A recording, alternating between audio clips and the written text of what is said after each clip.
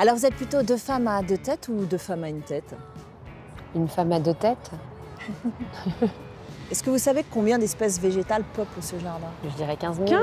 15 000, exactement. Et quand on pénètre à l'intérieur de ce bâtiment, eh bien, on voyage également très loin. En Afrique, en Amérique, en Asie, en Océanie, autant de continents à découvrir. Vous êtes allé sur tous ces continents? Oui, nous avons joué sur tous ces continents. On est allé, on peut le dire, au musée du Quai Branly. Comment vous le trouvez, ce bâtiment qui est signé Jean Nouvel?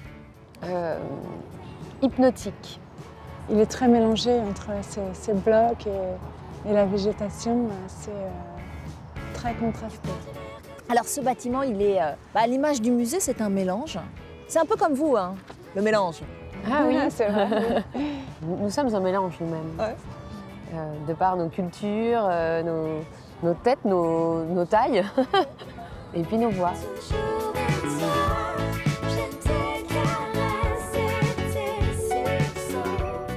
Bonjour Sylvie, bonjour Aurélie. Bonjour. Bienvenue dans votre Paris des Arts. Vous formez le duo Brigitte. On est ravis de vous accueillir. Plus de 460 000 albums vendus depuis 2011, une victoire de la musique, des tournées à guichet fermé en France, bien sûr, mais aussi au Japon, en Russie, aux États-Unis, un peu partout dans le monde. On va revenir sur votre parcours. On va également parler de votre dernier album, Nu. Mais avant, je vous propose qu'on aille visiter la dernière exposition de ce musée du Quai Branly. Avec plaisir. J'attends patiemment que tu trouves. C'est une exposition qui met à l'honneur les tout premiers artistes occidentaux partis à la découverte de terres lointaines. Comment ont-ils dépeint ces peuples si différents des Européens? Certains nous livrent des œuvres sensibles et inspirées, d'autres caricaturales. La peinture explore, raconte et nous parle d'une histoire qui dérange, la colonisation. Alors tous ces tableaux, vous les avez exhumés de vos réserves? C'est la collection du musée, une collection méconnue qui est Voilà. peu sortie ces dernières décennies. Pourquoi est-ce qu'ils étaient restés dans l'ombre, ces tableaux? Et cette collection a un héritage colonial. Donc du fait de cette histoire coloniale, on les a aussi peu montrées ces dernières années. Et ce sont des œuvres d'artistes européens qui ont voyagé sur d'autres continents. Cette première partie montre de nombreux paysages exotiques, les rêves, fantasmes autour du désert, du mode de vie nomade, de l'île paradisiaque de Tahiti, qui est décrite par les navigateurs européens comme une île merveilleuse avec une nature originelle. Et on va aller voir une œuvre de Marcel Mouillot qui a voyagé à La Réunion. Et il raconte dans son récit de voyage comment il est arrivé au cirque de Cilaos. Vous avez une âme d'exploratrice, vous? Complètement. On aime bien voyager, Ouais. c'est vrai. Puis alors, La Réunion, c'est une terre familière? Je connais bien, oui. Mon père est réunionnais, donc voilà, c'est une partie de mes origines. C'est fou parce qu'il a assez peu représenté la végétation finalement, alors que Cilaos c'est très vert. Oui, c'est extrêmement vert. C'est assez étonnant comme représentation. Allez, rentre à la maison. Le désert, c'est magnifique. Les autres, c'est du poison. Quand on se balade à travers cette exposition, on se rend compte que la femme, beaucoup, a été l'objet de fantasmes. Oui, il y a beaucoup de stéréotypes véhiculés autour de la femme exotique. À commencer par l'odalisque, la femme du harem, lieu interdit aux hommes, donc très largement fantasmée. Donc là, on est dans l'image complètement rêvée. On dit qu'avec le temps, souvent, la flamme s'en va. Est-ce que même la lassitude avec elle, tu aimes ça? La collection est aussi liée à l'exposition coloniale de 1931, qui est une exposition de propagande. Et ici, c'est une commande qui a été passée à l'artiste pour montrer les différents produits des colonies et en donnant l'illusion que c'est un grand jardin d'Éden. C'est une peinture qui dit absolument rien de l'exploitation de la main-d'œuvre humaine dans les colonies, une peinture mensongère. Allez, rentre à la maison. Vous, en tant qu'artiste, vous écrivez toutes vos chansons, vous composez. Est-ce que c'est important d'aller vous confronter aussi à des choses inconnues, peut-être pour aller chercher l'inspiration?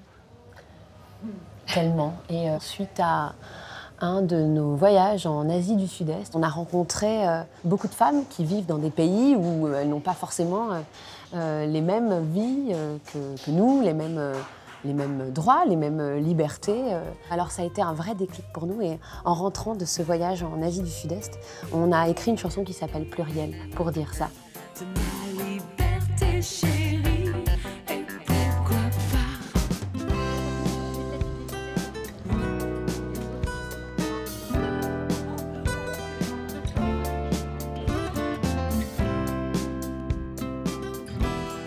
Vous formez le duo Brigitte, il ne faut surtout pas dire les Brigitte, c'est un prénom qui ne souffre pas le pluriel. Et ce n'est pas n'importe quel prénom, pourquoi avoir choisi celui-ci ? D'abord, on aimait bien un prénom pour nos deux voix. On a eu l'impression, en chantant ensemble, comme ça, de manière tellement soudée, que nous avions créé une nouvelle voix. Quand on dit Brigitte, on pense à des choses extrêmement glamour, sexuées. On pense à Brigitte Bardot, à Brigitte Lahaie, comme ça dans notre inconscient français. Mais aussi, c'est une maman, c'est une tata, Brigitte. Il contient beaucoup de paradoxes en lui. Et c'est ça qui nous plaisait. Alors on parle de votre dernier album qui s'intitule Nu. Il s'est construit entre Paris et Los Angeles. Concrètement, comment ça s'est passé? Comment vous avez réussi à composer cet album à distance? Là, j'étais loin, dans une maison silencieuse. Il y avait un vieux piano cabossé dans la maison. Alors je m'y suis mise, tout prenait forme, devenait réel. C'était tellement inspirant que j'ai été dans une euphorie d'écriture très vite. Des choses très intimes sur le père, l'absence du père, les larmes de nos enfants, des choses comme ça. Et puis à un moment donné, Sylvie a pris des avions plusieurs fois et est venue me retrouver à Los Angeles. Comme toujours, ça passera. Ça va, ça vient, ça s'en va. 2 ans, on en rira. Toi et moi. Bon, en tout cas, fini la gémilité. Là, vraiment, il y a des différences qui sont très assumées entre vous. Oui, la gémilité, c'était pour le deuxième album. C'est un jeu qui a été très intéressant. On s'est vraiment beaucoup amusé à être blonde, brune, en pantalon ou en robe. C'était très visuel, vraiment très très fort. Mais voilà, on savait que ça allait durer le temps d'un album. On reparle un peu de ce deuxième album, À bouche que veux-tu. Vous écrivez, vous composez, vous chantez et vous produisez avec votre propre label. C'est un album gourmand. Vous parlez de vos désirs, de vos fantasmes, au premier ou au second degré? Premier. Au premier degré. Non, au premier degré, oui, oui. Il y a un côté assez premier degré dans notre musique. Oui. Bon, il y a de l'humour, il y a d'autres degrés évidemment, mais en tout cas, le désir, le fantasme, on se moque pas. On ne se moque pas de se balader sur ce chemin-là, sur cet album-là en tout cas. Au contraire, c'était amusant. Viens ce jour, ma peau ne sait plus attendre. Viens, cours, tes papillons au creux du ventre. Viens me porter secours. On vous renvoie souvent à votre sensualité, en tout cas à l'image d'une femme qui serait sexuée, séductrice, jamais victime. Comment est-ce que vous l'envisagez, la place de la femme dans notre société, à l'heure des hashtags Balance ton porc et MeToo qui ont émergé sur les réseaux sociaux après l'affaire Weinstein? Je salue celles qui ont osé prendre la parole au départ et qui se sont pris des pierres au début. Les actrices qui ont commencé à parler sur l'affaire Weinstein où les gens disaient quand même, elle avait qu'à pas monter dans la chambre. On sait bien que les rapports sont bien plus ambigus que ça et bien plus complexes et compliqués. Aujourd'hui, je crois que les hommes ont entendu que ce que vivaient les femmes et ce qu'elles taisaient et ce qu'elles tentaient tant bien que mal de surmonter depuis des années, ce n'était pas normal. Vous vous êtes fait connaître avec Et vous tu m'aimes. Alors je vais prendre mon élan. Il s'est vendu à 200 000 exemplaires. C'est ce qu'on appelle un démarrage en fanfare. Est-ce que vous étiez préparé à un tel succès? Plutôt préparé à ce que ça marche pas, nous. Hein. On était bien préparés, oui, ça. À la loose, on était bien prêtes, ouais. Il y a eu beaucoup d'euphorie d'ailleurs. C'est aussi pour ça que le deuxième album était si dansant, aussi rythmé, aussi sensuel. Écoute, nous, à chaque fois qu'on arrête de faire des concerts, on a l'impression que tout ça n'a été qu'un long rêve et que ça n'a pas existé. Donc c'est vrai qu'aujourd'hui encore, on est toujours très surprise du succès. J'ai tellement besoin d'amour.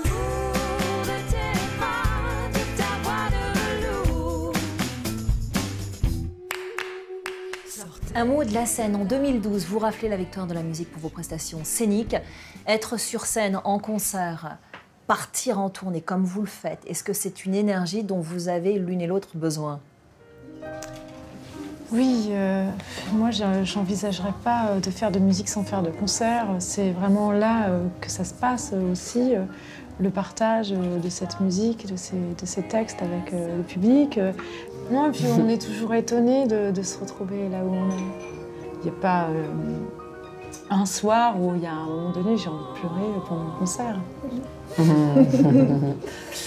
Bon, Brigitte Bardot, Brigitte Fontaine, Brigitte Lahaie, je ne peux pas ne pas vous poser la question. Qu'est-ce que vous pensez de Brigitte Macron? Bien, ouais. Elle est bien dans cette bande de Brigitte. Non? Ouais. Une de plus? Elle est carrément même c'est mieux top, que certaines, hein. c'est la meilleure. Dans leur Paris des Arts, Aurélie et Sylvie ont tenu à nous présenter une légende incandescente du rap français, Joey Starr. Il vient d'enflammer l'Accor Hotel Arena avec son comparse Cool Chain, 3 concerts, 50 000 spectateurs, pour des retrouvailles sous le signe d'un anniversaire, la création du groupe NTM, que les moins de 30 ans ne peuvent pas connaître. Bonjour. Bonjour. Rappelez-nous en combien de temps se sont vendus les billets? On a vendu 50 000 places en 9 minutes. Ouais, c'est incroyable. Ouais. Ça laisse rêveur, non? Rêveuse? C'est difficile à imaginer en fait, 9 minutes, comment c'est possible? Moi, quand on nous l'a dit, on est tombé des nues, quoi. On est entre les Rolling Stones et Madonna. C'est super. Le bébé qu'il trimballe sur scène, qu'il balade sur scène, il a quand même 30 ans.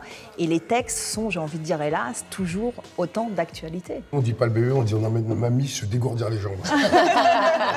Mamie a 30 ans quand même. Ouais, voilà. Mais il suffit juste d'ouvrir sa fenêtre pour aller regarder ce qui se passe dehors. Et finalement, bon, c'est sûr que c'est un constat d'un côté de la barrière, mais je pense qu'il y a encore pas mal de choses qui sont valables, effectivement.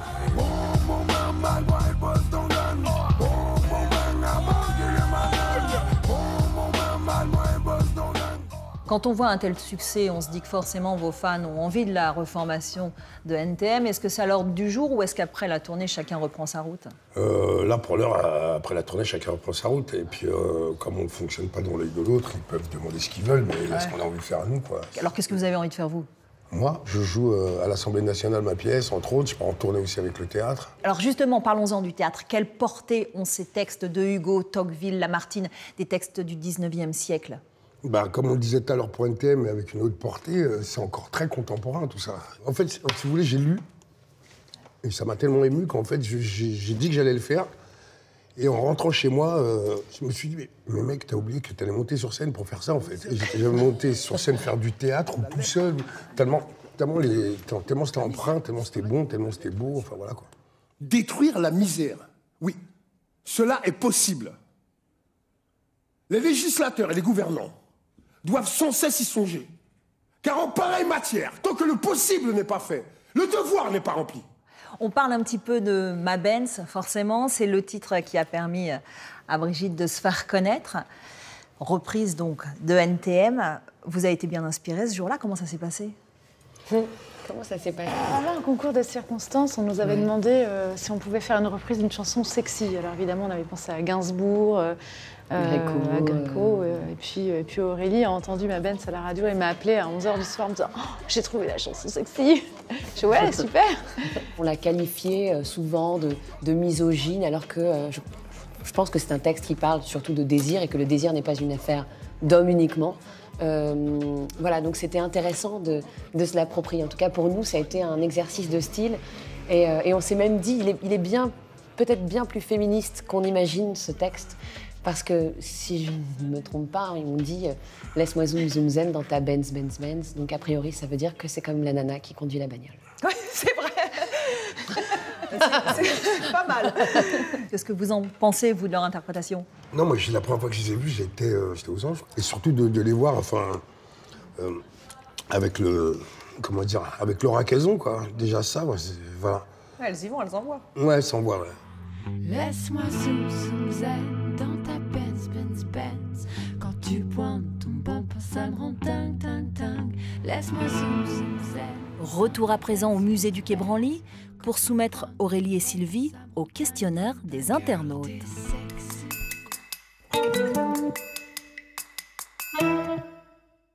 Nous.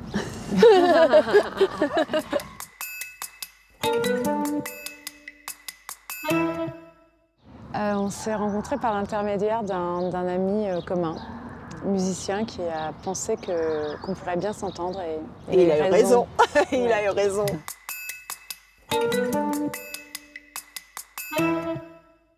On ne choisit pas entre ses enfants lesquels on préfère.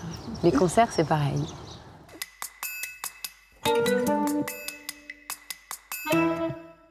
Quand j'étais plus gamine, ouais, j'ai fait des comédies musicales. Mais j'ai joué au Bataclan dans des comédies musicales quand j'avais 17 ans. Ouais.